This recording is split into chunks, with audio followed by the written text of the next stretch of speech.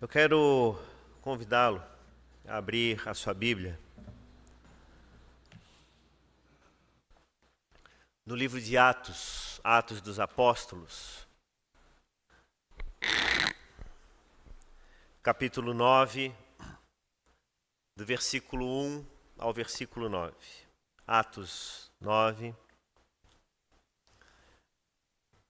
do versículo 1 ao versículo 9.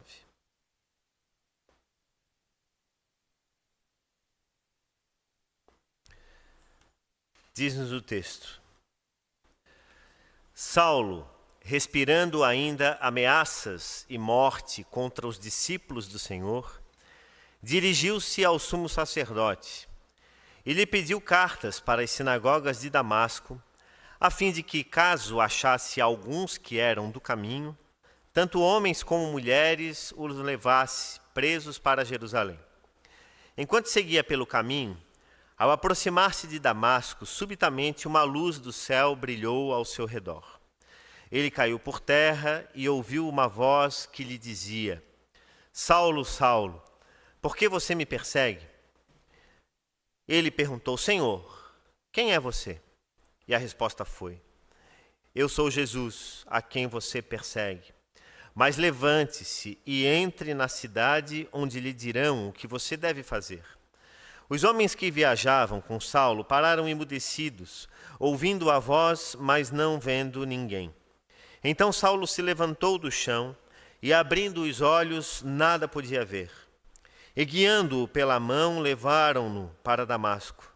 Esteve 3 dias sem ver, durante os quais nada comeu nem bebeu.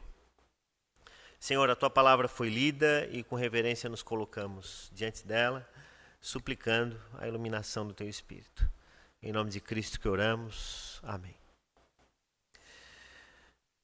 E essa noite eu gostaria de conversar com você sobre o tema Quando a Graça Refaz. E eu inicio citando que no ano de 2024, a organização Portas Abertas divulgou que mais de 365 milhões de cristãos ao redor do mundo enfrentam perseguição por causa da sua fé. Isso significa que 1 em cada 7 cristãos sofre algum tipo de hostilidade, seja lá por meio de tortura, morte ou até mesmo exclusão social. Países como Coreia do Norte, Somália, Líbia, Eritreia, Iêmen, entre outros, foram destacados como locais de perseguição extrema. Esses dados alarmantes, eles nos lembram que mesmo nos dias atuais, muitos enfrentam adversidades por causa da sua fé, especialmente por professarem a sua fé em Cristo Jesus. A história de Saulo, que se tornou Paulo, não se distancia daqueles que perseguiam cristãos. E ele era, de fato, um perseguidor, e a Bíblia nos relata isso de forma minuciosa, como era a sua atitude, como era o seu modus operandi, inclusive, como que ele agia quando ele ia de casa em casa e tirava as pessoas de dentro das suas casas e as arrastava para que elas fossem presas e condenadas à morte. Ela nos mostra que Deus tem todo o poder de refazer pessoas e histórias. Assim como refez a história do apóstolo Paulo, Deus continua ainda refazendo a história de inúmeras pessoas, homens e mulheres, espalhados pela face da terra. E quando citamos esses dados da missão Portas Abertas, que é uma instituição seríssima, que atua em várias partes do mundo e que cuida justamente dessa questão relacionada à perseguição e à pregação do Evangelho em tantas partes do mundo. Como disse, esse cuidado e essa atenção que nós, como Igreja de Cristo, devemos ter, ainda se faz presente, é urgente e necessária. E muitas vezes, pensamentos que compartilhamos, ideias que difundimos, grupos que defendemos, pode ser algum tipo de perseguição também. pode ser inclusive algum tipo de abraço a grupos e causas que agem e reagem contra o Evangelho de Cristo em alguma parte do mundo. Eu não quero essencialmente focar na questão da perseguição nos nossos dias, mas eu quero refletir com você essa noite sobre como que um homem que era temente a Deus, zeloso nas suas ações, alguém que foi criado dentro dos princípios da palavra, se tornou um dos piores perseguidores de cristãos da história. Eu estou falando do apóstolo Paulo. Porque ele tinha o temor de Deus no seu coração. Ele buscava a Deus, ele foi criado aos pés de grandes mestres que conheciam a palavra de Deus. Ele era um judeu, um fariseu, um hebreu, descendência de Abraão, um homem que praticava as suas obras sempre à luz da palavra de Deus, que tinha no seu coração o amor a Deus e as coisas de Deus, mas que em nenhum momento esse amor, essa devoção que ele tinha ao Senhor, essa entrega que ele tinha ao Senhor, lhe fizeram agir corretamente. E por isso, mesmo sendo um grande estudioso da Escritura, de certo até mesmo achava que conhecia o Senhor, porque falava dele, porque meditava na palavra. Mas perceba que quando lemos esse relato da conversão do apóstolo Paulo, esse homem que dizia conhecer o Senhor, na verdade, quando o Senhor se apresentou a ele, e quando o próprio Cristo diz para ele: Saulo, Saulo, por que me persegues? Ele olha para aquela luz que aparece diante dele e ele diz assim: Senhor, quem é você? Ou seja, muitas vezes as pessoas caminham com Deus, ou as pessoas dizem caminhar com Deus, as pessoas leem a palavra, falam de Deus, mas não conhecem a Deus de fato. E se fossem paradas de fato, como o apóstolo Paulo foi, talvez até olhassem para Deus e dissessem assim: Senhor, quem é você? Eu não te conheço. Porque quem sabe muitas vezes a vida pode nos tornar, inclusive, pessoas como o Saulo, antes da sua conversão. Como disse, pessoas que falam de Deus, que pensam em Deus, que pregam sobre Deus, mas que não conhecem a Deus. Então, 3 realidades fundamentais nós encontramos a partir desse texto, e desde já eu sugiro que você faça aquela leitura contextual da palavra. Isso é fundamental para quem quer estudar a Escritura. Um capítulo antes e um capítulo depois. Lembrando aquela máxima da teologia de que texto fora de contexto vira pretexto. Então, se você quer conhecer a Bíblia, você tem que nunca focar apenas numa parte, você tem que ler todo. A primeira reflexão que nós podemos trazer à luz desse texto de Atos, capítulo 1, do versículo 9, Atos 9, do versículo 1 até o versículo 9, é encontrado em Filipenses capítulo 3, do versículo 3 ao versículo 6. Eu vou pedir que o Bruno nos coloque esse texto. Filipenses capítulo 3, do versículo 3 ao versículo 6, que diz o seguinte: Porque nós é que somos a circuncisão, nós que adoramos a Deus no Espírito e nos gloriamos em Cristo Jesus, em vez de confiarmos na carne. É verdade que eu também poderia confiar na carne. Se alguém pensa que pode confiar na carne, eu ainda mais. Fui circuncidado ao 8º dia, sou da linhagem de Israel, da tribo de Benjamim, hebreu de hebreus. Quanto à lei, eu era fariseu. Quanto ao zelo, perseguidor da igreja. Quanto à justiça que há na lei, irrepreensível. Sabe quem disse isso? O apóstolo Paulo. Ou seja, ele sabia do que estava falando e ele sabia exatamente o que fazia. Ele conhecia a sua história, o seu passado, ele conhecia os seus antepassados e a sua genealogia, porque ele remete, inclusive, à tribo de Benjamim, nos tempos ainda em que Israel era apenas um grupo de tribos. uma época ainda que eles andavam, em que eles ainda não eram considerados efetivamente uma nação. Então o apóstolo Paulo ele diz, olha, a minha história poderia dizer tudo sobre aquilo que eu sou. Os meus antepassados, os que me antecederam, podem dizer até muito mais do que qualquer palavra que eu digo. Então, eu lhes afirmo isso. E foi isso que o apóstolo Paulo disse à igreja de Filipos. Eu sou um judeu verdadeiro, mas eu fui um exímio perseguidor da igreja. Em Atos capítulo 9, versículo 1, nós encontramos uma expressão muito interessante. Quando Lucas, que é o autor desse texto, ele diz o seguinte: Saulo, respirando ainda ameaças e morte contra os discípulos do Senhor.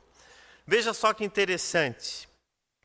O apóstolo Paulo, ele respirava ameaças e morte contra os discípulos. Uma coisa é você trabalhar. Uma coisa é você fazer uma atividade física, gostar de alguma coisa na sua vida. Outra coisa, e a gente vê isso muitas vezes na sociedade, né? A pessoa, às vezes, ela fica tão focada em determinada coisa que ela só fala aquilo, ela só vive aquilo, ela respira aquilo dia e noite. E, às vezes, pessoas assim, num círculo social, podem se tornar até inconvenientes, né? Porque você não consegue outra conversa com ela, senão um determinado tema. Esse era o apóstolo Paulo. Ele respirava a perseguição aos cristãos. Ele só falava sobre isso, porque essa não era apenas a sua missão, não era apenas o seu trabalho, mas era o seu respirar. Ele vivia aquilo intensamente. E como que ele agia? Como que era o seu modus operandi? Atos capítulo 8, versículo 3, o texto nos diz: Saulo, porém, queria destruir a igreja. Indo de casa em casa, arrastava homens e mulheres, lançando-os na prisão. Veja só, o próprio apóstolo Paulo, ele entrava na casa das pessoas, ele invadia a casa das pessoas e arrastava as pessoas e as lançava na prisão. Inclusive, o próprio apóstolo Paulo esteve junto no momento em que Estevão, o primeiro diácono, o primeiro mártir da fé cristã, foi apedrejado. As vestes daquele homem caíram próximas do apóstolo Paulo, enquanto Saulo. Ou seja, esse homem ele foi de fato um grande perseguidor da igreja. Ele queria de fato destruir a igreja. E ele fazia isso de forma eficaz. E quando ele foi alcançado pelo Senhor, e é isso que o texto bíblico nos mostra, ali em Atos capítulo 9, ele ia, veja o que diz o versículo 2, ele pediu ao sumo sacerdote cartas para as sinagogas de Damasco, a fim de que, se caso achasse alguns que eram do caminho, e veja que caminho ali está em letra maiúscula, tanto homens quanto mulheres, os levasse para Jerusalém. Então, aquele homem, ele respirava morte, perseguição, e ele ia pelo caminho super focado, extremamente focado na sua missão, que era o quê? Prender, matar e destruir todos aqueles que estavam fazendo parte desse novo grupo chamado cristãos.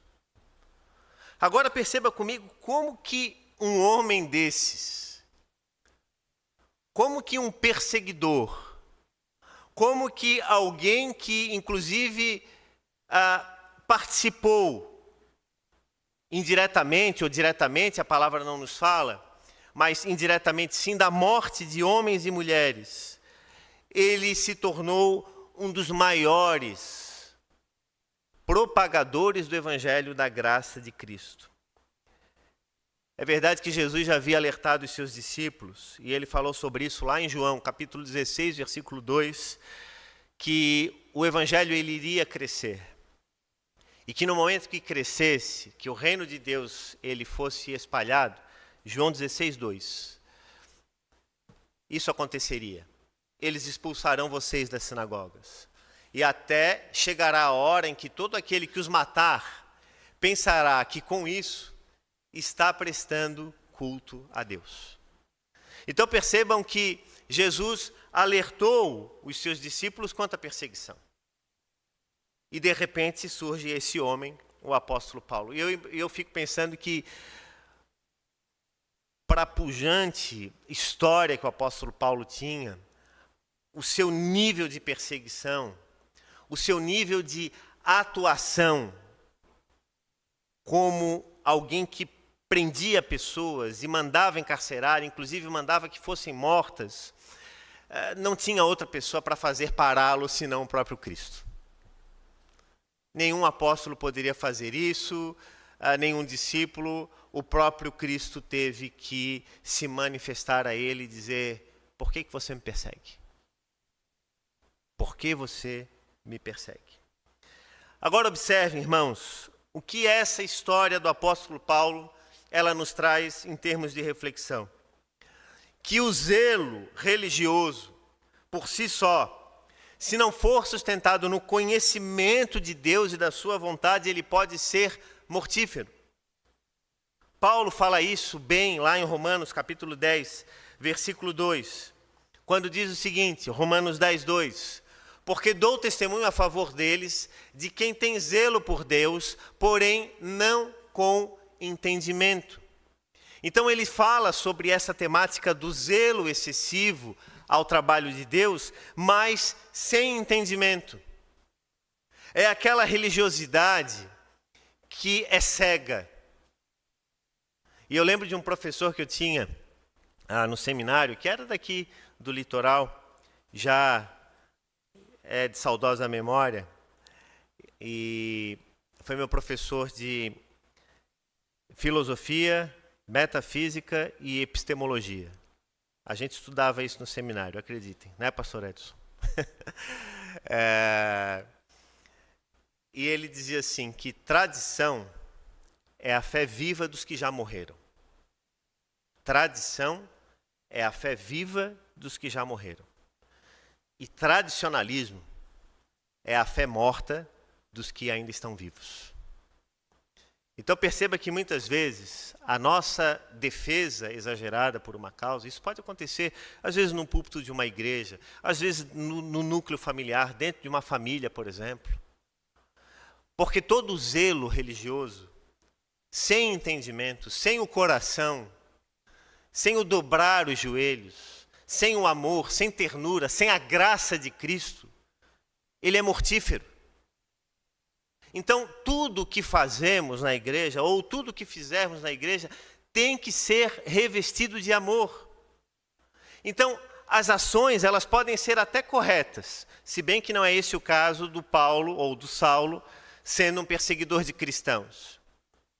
Mas, às vezes, você pode fazer até coisas que sejam intencionalmente corretas à sua vista, no seu entendimento. Mas elas estão tão cheias de razão, ou da sua razão, que a graça de Cristo não pode compactuar com isso, e por isso Cristo não participa das suas decisões e dos seus pensamentos. Por isso que hoje nós, como igreja, vivemos no tempo da graça, e nós precisamos entender isso. O mundo precisa da graça de Cristo. É muito bom e é necessário e importante que nós estudemos a teologia, que nós estudemos a história da igreja, e os nossos jovens da UMP o sabem disso. Né? Nós temos ao longo aí já de uns 2 para 3 anos estudado Confissão de Fé de Westminster, breve catecismo, catecismo maior. Estudamos tudo isso. Agora vamos estudar esse ano História da Igreja. Eles vieram pedir, pastor, a gente quer estudar a História da Igreja. Perfeito, né? Tema que particularmente amo. Mas todas essas coisas, todo esse conhecimento, todo o conhecimento teológico, todo o conhecimento acadêmico, que muitos pastores e muitos pregadores e muitos homens e mulheres destacam dos púlpitos das igrejas em todo o Brasil, muitas vezes eles causam mais peso no coração e na vida de pessoas do que libertação e conhecimento da graça. Eu lembro de um evento que eu falei há um tempo atrás, e eu ouvi um pregador, eu fui ser um dos preletores naquele evento, e eu ouvi um dos pregadores falando para um grupo de adolescentes, de forma tão pesada, tão intensa, sobre um tema da atualidade que necessita reflexão na igreja, que necessita firmeza doutrinária, bíblica, mas ele falou de uma forma tão contundente que eu não consegui ficar até o final. Eu tive que sair. Eu era um dos preletores, um evento grande, mas a maneira como ele colocava, a maneira como ele expunha as suas palavras, a maneira como ele olhava o público, me dava a impressão de que ele estava mais tentando colocar o seu desejo, a sua inquietação sobre algo que talvez nem ele mesmo tivesse tanto conhecimento como ele dizia. Então, assim, na vida da igreja acontece a mesma coisa. Você pode, muitas vezes, defender ideias, pensamentos, que são corretos e são adequados, e você os acha isso. Mas acredite, o zelo com conhecimento, mas sem a graça de Cristo, não servem de nada. Eles não servem para nada, a não ser para causar medo e desconforto naqueles que estão próximos. A segunda realidade nos fala de que o encontro com Cristo, ele é transformador. E por isso que o tema nos fala sobre a graça quando refaz. E a atitude do apóstolo Paulo, lá em Atos 9, diz que enquanto ele, versículo 3, seguia pelo caminho, ao aproximar-se de Damasco, subitamente uma luz do céu brilhou ao seu redor. Ele caiu por terra, ouviu uma voz que lhe dizia: Saulo, Saulo, por que você me persegue? Veja o que acontece com o apóstolo Paulo. Quando ele ouve aquela voz, quando aquela luz brilha ao seu redor, primeiro a luz e depois a voz, ele não tem outra coisa a fazer senão cair por terra. E é exatamente isso que acontece quando o evangelho da graça de Cristo, ele vem em nossa direção. Ele nos mostra a nossa condição, ele mostra aquilo que nós somos. E foi exatamente isso que aconteceu com o profeta Isaías, quando ele está na presença de Deus. Ele diz: miserável homem que sou. Então, a vida na fé, a experiência com Cristo, ela não pode endurecer o nosso coração. Ela não pode, através das nossas palavras, dos nossos gestos, afastar as pessoas. Muito pelo contrário, ela deve aproximar as pessoas. Nós não estamos falando de renunciar princípios, valores, a história da igreja, a doutrina que seguimos. Mas eu estou falando sobre seguir estas coisas, defender estas coisas, tendo a consciência de que elas, ditas e usadas sem amor, não servem para nada. Então a reflexão que eu e você sempre devemos fazer é: Senhor, a tua palavra, de fato, ela mostra quem eu sou? Ela mostra a minha fragilidade, a minha fraqueza, o meu tamanho? Porque eu imagino que o apóstolo Paulo era aquele homem que andava altivo, sem medo. Porque os outros tinham medo dele. Ele andava com cartas debaixo dos seus braços. Ele andava com a autoridade do templo. Porque o texto bíblico nos fala, em Atos 9, de que ele mesmo foi ao sumo sacerdote pedir cartas. E não era qualquer um que chegava junto ao sumo sacerdote dizendo: olha, me dá algumas cartas aí, porque se eu encontrar alguém que é cristão, que é do caminho, aqui ainda eles não são chamados cristãos, veja que a expressão usada ali é os que são do caminho. Se eles estiverem, eu os prendo e eu os levo. Então veja que é nessa caminhada do apóstolo Paulo, desse olhar altivo, que o Senhor aparece com ele, ou aparece para ele, e faz com que essa luz dobre os seus joelhos e ele entenda o seu lugar. O encontro com Cristo mostra a nossa verdadeira condição e confronta as nossas mais profundas necessidades de mudança. O encontro com Cristo, ele nos transforma. Ele deve mudar a nossa perspectiva, a nossa direção e o propósito da nossa existência. Quando nós nos encontramos com Cristo, existe reconhecimento do erro. Quando nós nos encontramos com Cristo, existe uma transformação interior. Quando nós nos encontramos com Cristo, a mudança de vida. Quando nós nos encontramos com Cristo, Deus faz com que tenhamos um novo propósito e nos dá uma nova missão. É isso que acontece com aquele que se encontra e se prostra de fato aos pés do Senhor Jesus.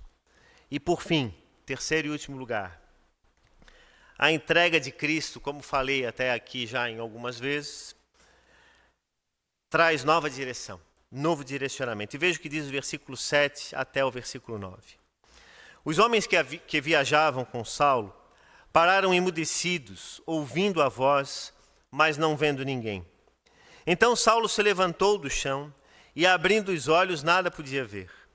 E, guiando-o pela mão, levaram-no para Damasco. Esteve 3 dias sem ver, durante os quais nada comeu e nada bebeu. Os 3 dias de cegueira e jejum podem até simbolizar para nós um período de renovação e de arrependimento do espírito. Um período em que Saulo ele teve para pensar na vida. Por que é que isso estava acontecendo com ele? Por que é que ele foi parado no meio do caminho? Como assim? Aquele a quem ele perseguia, de repente, se mostra para ele no caminho e o direciona para um outro caminho diferente daquele que ele estava. Veja que o texto nos deixa claro. A distância mais ou menos entre Jerusalém e Damasco é em torno de 250 quilômetros. Uma viagem relativamente longa. Então veja que o apóstolo Paulo, quando ele saía para uma viagem dessa, ele não queria perder tempo. Ele queria ficar focado naquilo que ele estava para fazer. Ele tinha esse interesse de prender e de buscar aqueles que estavam servindo a Cristo Jesus. Agora, esse período de renovação que eu falei para você, ele tem uma relação interessante com Isaías, capítulo 57, versículo 15, que nos diz o seguinte: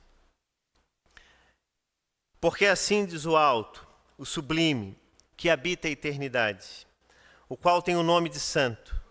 Habito no alto e santo lugar, mas habito também com um contrito e abatido de espírito, para vivificar o espírito dos abatidos e vivificar o coração dos contritos.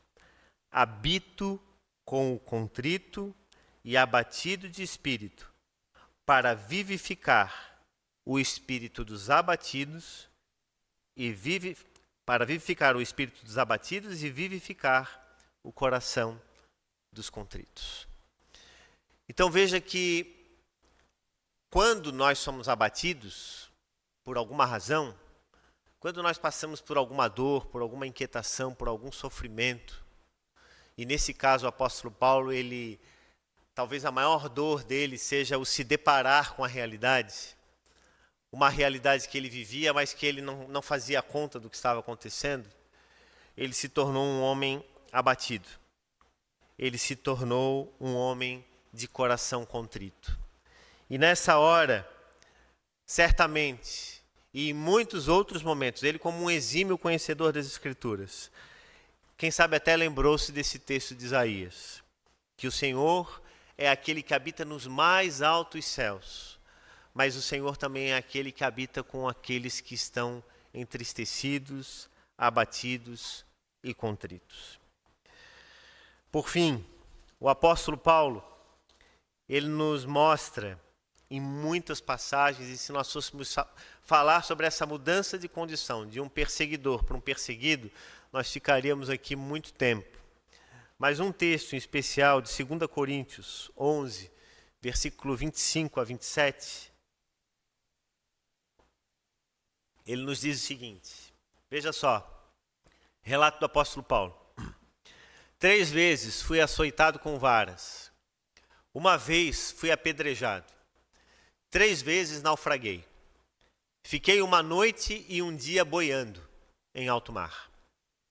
Em viagens, muitas vezes, em perigos de rios, em perigos de assaltantes, em perigos entre patrícios, em perigos entre gentios, em perigos na cidade, em perigos no deserto, em perigos no mar, em perigos entre falsos irmãos.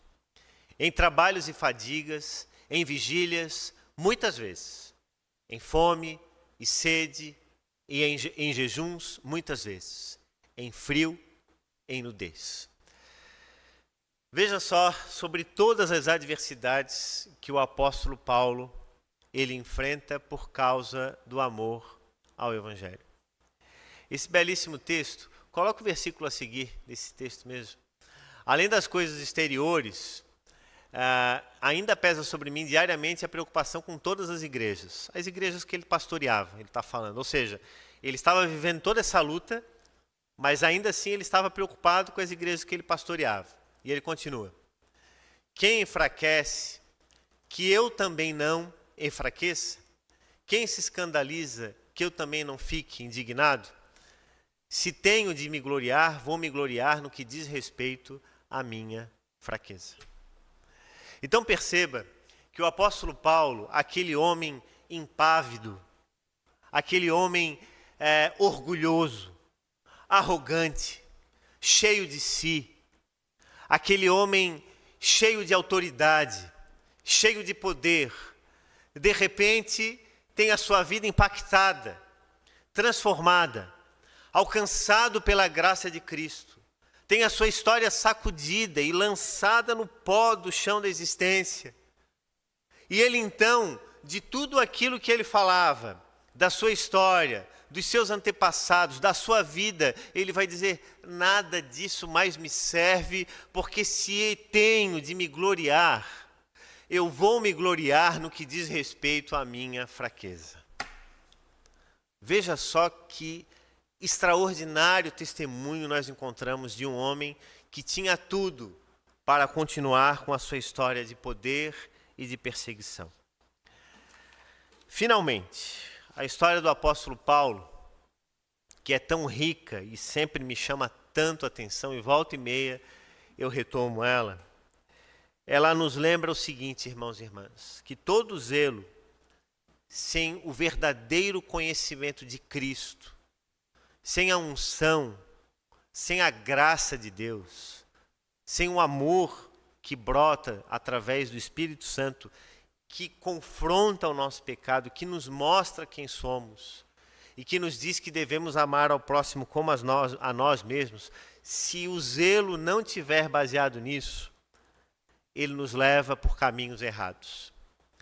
Então, uma mensagem como essa sempre nos faz refletir sobre como temos andado, sobre as ideias, sobre os pensamentos que defendemos e aquilo que desejamos mostrar para os outros através da nossa vida. A segunda coisa que a gente pode finalizar com esse texto é que todo encontro verdadeiro com Cristo, ele é transformador. E eu e você, se nos encontramos com Cristo, a nossa vida tem que ser transformada. Nós não vamos ter sempre as respostas para tudo que desejamos, nós não vamos ser sempre sabedores de todas as coisas, nós vamos passar por lutas, por dores, por confrontos, por dificuldades, mas seja como for, essa vida com Cristo, ela refaz a nossa história e nos revela o nosso verdadeiro sentido e propósito da existência. E por fim, essa entrega total e absoluta a Cristo, ela nos direciona para uma nova história, para uma nova missão. Não dá para encontrar-se com Jesus e continuar seguindo o caminho como se nada fosse nada. A gente tem pressa. A gente tem pressa. Assim como o eunuco de Candace, que lia o texto de Isaías, não sabia o que era, e de repente Filipe aparece para ele e pergunta: mas você entende o que você está lendo? Não, porque não tem quem me explique. Então eu explico para você o que está escrito aí. E aí ele diz assim: olha, então eu quero ser batizado, é agora. tem água ali, então vamos ali e me batiza, porque eu quero agora. Então quem está no encontro com Cristo, numa nova vida, tem pressa. Tem pressa de ajustar a sua vida segundo os propósitos do Evangelho.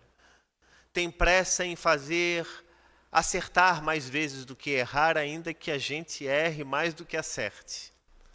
Mas viver com Cristo é viver em novidade de vida, na expectativa de que esse Cristo entende que nós somos, nos ama incondicionalmente e está sempre de braços abertos para nos receber, assim como tem recebido tantos homens e mulheres e continuará recebendo através de nós tantos homens e mulheres na história do mundo. Que Deus nos abençoe. Amém?